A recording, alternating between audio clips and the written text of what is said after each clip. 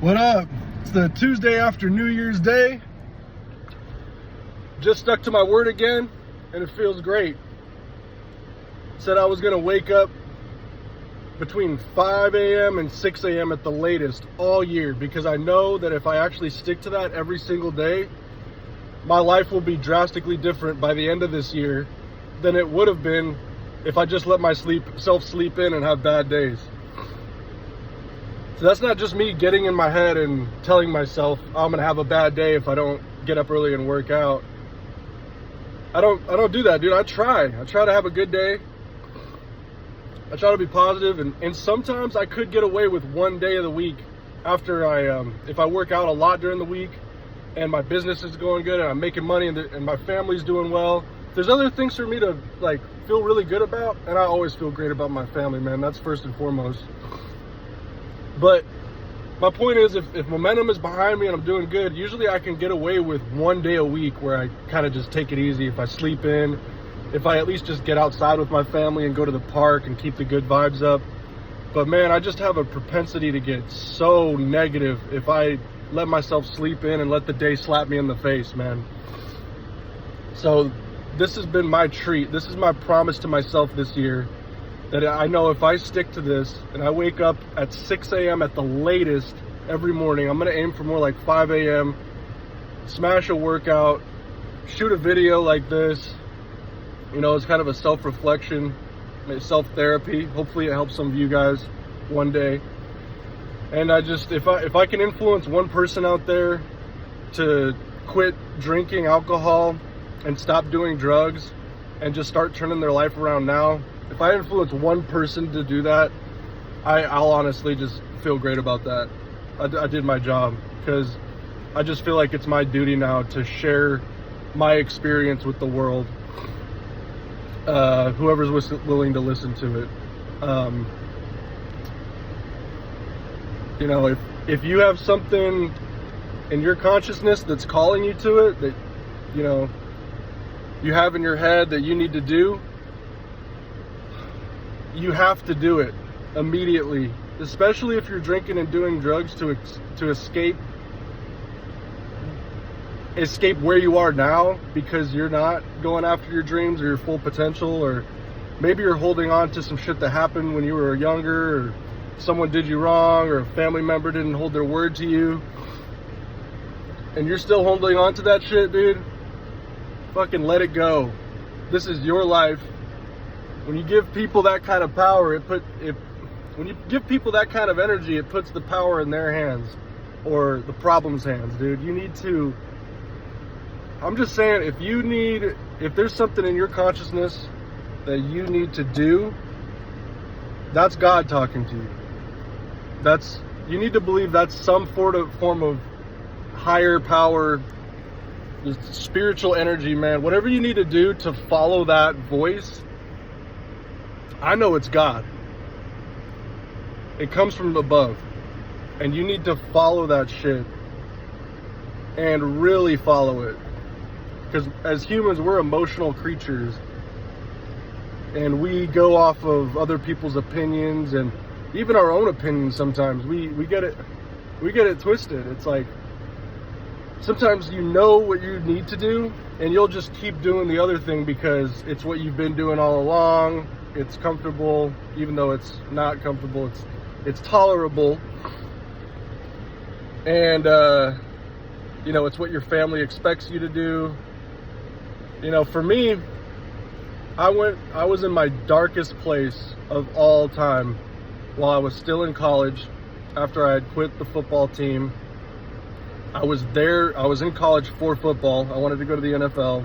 That was my dream. And I majored in some stupid degree that wasn't going to do anything for me when I got out. And I knew that. And I knew that my life was just in limbo, and I didn't give a shit about college. I didn't give a shit about getting the degree that my parents wanted me to get, that they already started paying money towards after I gave up my full ride scholarship. And I just felt depressed and lost. And I had nothing, really. I was broken up with my, 6-year relationship girlfriend, from high school. I didn't have football in my life anymore. That was my entire existence. That was my whole purpose in life, was just getting better at football and trying to go to the NFL. And in college, it's a long story short, I pretty much just realized, I just realized I wasn't cut out for the NFL, and so I quit the team. And I fell into limbo mode, and I knew I wasn't where I wanted to be. I was perpetually broke. I mean, when I was on the sports team, I had per diem and stuff, and we got an allowance, but I was always spending it on stupid shit like alcohol and drugs. So I was super depressed in college because I wasn't where I wanted to be. I was there for football, so once that was gone, there was really no reason to be there. So I just fell in with the wrong people, started doing really, really bad things that were not good for me. And then I tried to get out of it many times, dude. I tried to work out, never stuck to it. But it took time, bro. It took a lot of time of, just working on myself, listening to the right people on the internet, working out a lot, eating healthier. And then I met my wife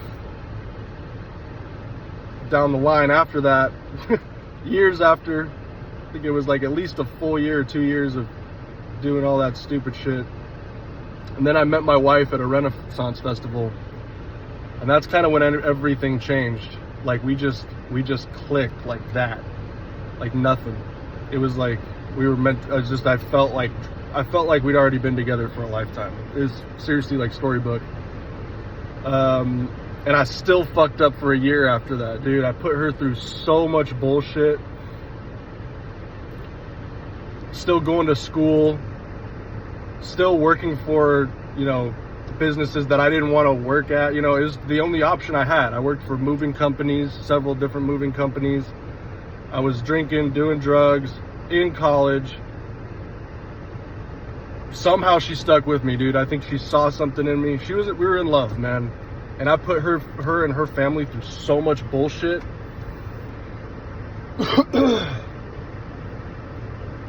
And it wasn't until I took full control of my life and I decided to drop out of college after I bought a dump truck and I started a junk removal business.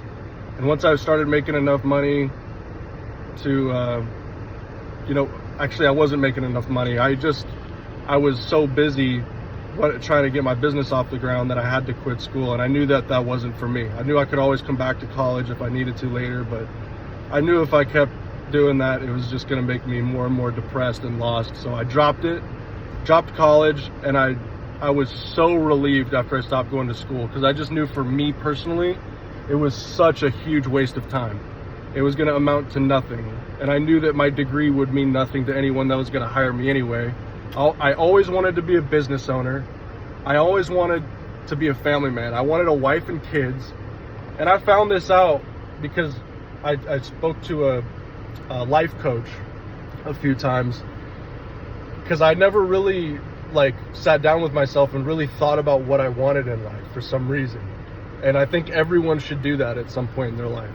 I think you should do it now. If you're watching this video, you should close your eyes, or not, just get real with yourself. Look in the mirror, whatever you got to do, stare at a wall and figure out what kind of person you need to be to have the life that is worth living. And it came to me when you asked me that. I realized I needed to be a business owner. I wanted to be a family man. I wanted a beautiful wife. I wanted to have kids. I wanted to make a lot of money in my business. And I wanted to be jacked. I wanted to be muscular and big. And I said, if I could have all those things, which is a lot, and that's a lot to work on, I would be a very happy man. And look, it's 4 years later. I've known my wife for 4 years, but I've been sober for 3. And I have everything I ever dreamt of, honestly. I never needed a fancy sports car. I never needed a big mansion. but I'm constantly working towards those things because that's what gives my life some meaning. Part of the pie is chasing riches, and that's okay to want financial success. It's not materialistic to want to provide for yourself and your family. It's the fucking world we live in. You have to provide for yourself. There's no two ways around it. I just hope, dude, if you're single, you don't need a family first to start getting your life in order. Start getting yourself ready for your future wife that you want to attract, for your future life that you want to have. Start mentally preparing yourself for that by stopping drinking, by stopping drugging, by getting to the gym, working out, and just reading good books, working on your goals, doing what you want to do, what you really want to do, that's good for you. Now I'm a business owner. I actually own 2 businesses. I have the most beautiful wife, inside and out, just perfect for me. I have 2 beautiful baby boys that she's blessed me with, man. I got 2 sons, beautiful wife. I own 2 businesses. I'm making enough money. I'm not satisfied at all with how much money I'm making. I want to make more and more money. I'm always in the gym. That has to do with the early wake up time and the consistency. So I'm working on my body. And I've never felt more fulfilled in my entire life. Just working on getting more muscles, more money, more time with my family, more kids. It's all just happening for me, dude. And I just want you to know that if you're in a dark place like I was just a few years ago, you're not far at all from the dream life that you could be living. And dude, look, I'm in a freaking Honda CR-V. It's a nice car. But like, dude, you don't need to get rich. And that's the lie, bro. You're not going to get rich and then have the life you want and then get on track. You need to work on becoming the man that attracts those things to your life. Yeah, granted, I wasn't sober and had money and perfect. I was nothing when I met my wife. That was God putting her in my life. That was some sort of higher power. We were meant to be together when we met each other. She's perfect for me in every way. And but do I wish that I got my life together, years before I met her in preparation for her? Yeah, hell yeah, dude. I wish I just did it for myself. I wish I loved myself enough not to fall in with these bad people, which was not their fault. It was my fault.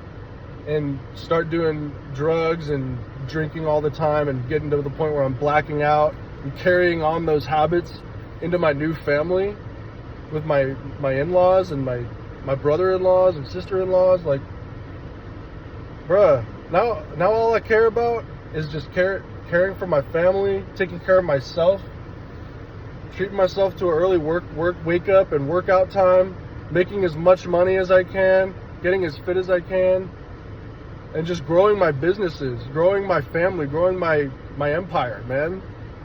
As a man, you can chase that. You can chase having as much as you can. And that's what we all should be doing, man. So follow your consciousness. And bro, if you're still in a real dark place with drugs and alcohol, man, I'm a testament to it's not as hard as you think. You need to just go after it, dude. I was all intimidated by all the stuff I had to do to start a business, like licensing. There's stuff you don't understand, but you know what? You have a phone. You have Google. I didn't even graduate college, dude. I wasn't the best student in high school. There's nothing special about me, dude. Promise. I know I have a dope ass beard and my eyes are pretty, and I'm pretty genetically gifted, I'd say. But other than that, man, like, I'm just a normal guy, and I just figured it out because I knew I had to, or I was gonna die. All right, so get sober, get clean, and just work on that becoming the person that you've always wanted to be, man. I believe in you. I really want you to do it.